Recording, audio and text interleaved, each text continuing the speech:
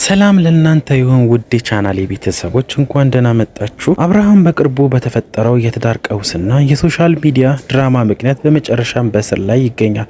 ታዲያ ምን አይነት ክስ ቀረበበት? ከ10 እስከ 5 ዓመት የሚደርስ እስራት ያስከትላል የተባለው ጉዳይስ ምንድነው? ሩታስ ለምን ይህን እርምጃ ወሰደች?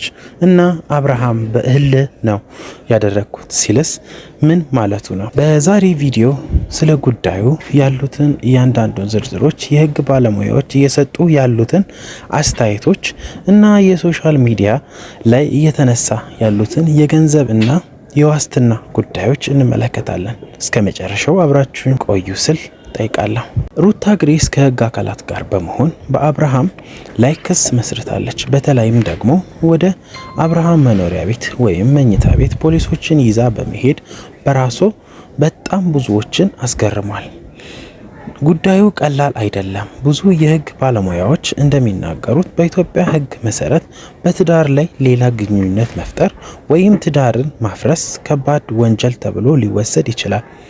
በጉዳዩ ክብደትና በተሰበሰበው ማስረጃ ላይ ተመስርቶ የ5 ዓመት እስከ 10 ዓመት እስራት ሊያስከትል ይችላል እየተባለ ነው። ይሄ ማለት የሶሻል ሚዲያ ድራማ ወደ ከባድ ህጋዊ ቅጣት ተሸጋግሯል ማለት ነው። አብርሃም በህግ አካላት ፊት ቀርቦ ሲናገር ድርጊቱን በሙሉ ያደረኩት ከሚስቴ ቤተሰቦች በተለይም ከሮቤል ግሬስ በተደጋጋሚ ሲደርስበት በነበረው የሞራል ውድቀት እና እልህ መሆኑን ገልጿል። አብርሃም ሮቤል እንደ ባል ወይም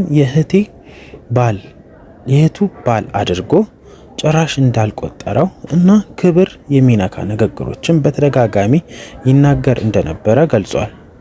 በአሁን ሰዓትም ደግሞ በድርጊቱ እጅግ በጣም እንደተጸጸተና ነገሮች ሁሉ በእልህ መነሳሽነት መፈጸሙን ተናግሯል እየተባለ ነው። ፖሊሶቹ ግን ሁሉንም ነገር በህግ አግባብና ማስረጃ ነው የሚታየው በሚል አብርሃምን ሁሉም ነገር በቃል እንዲሰጥና ምርመራው እንደሚቀጥል ገልጸውለታል። ለቅቄዋለሁ ብትል እኛ እንትን አይደለንም፣ እቃ አይደለንም። ተነስተን እንመጣው ታዘን ነው እንመጣው። እየሰማኸኝ ነው አይደል? ቀና ብላ አውራ። ቲቪት ልበና ይምላ። እንደዚህ ነው ሁሌ እንደዚህ። ከሄርሜላ ጋር ሲያደርግ የነበረው የቪዲዮ እና የፎቶ ማስረጃ ለፖሊስ ቀርቧል ተብሏል ስለሚታመን፣ ይሄ ደግሞ በህግ ፊት አብርሃምን የጉዳዩ ይበልጥ ሊያከብደው ይችላል። እያንዳንዳችን ግን አብርሃምን በገንዘብ ብልጫ ከእስር ቤት ሊወጣ ይችላል የሚል ስጋት አላቸው። ገንዘብ የህግ አሰራርን ሊቀይር ይችላል የሚሉ ጥርጣሬ ብዙዎች ከአእምሮ ውስጥ አለ።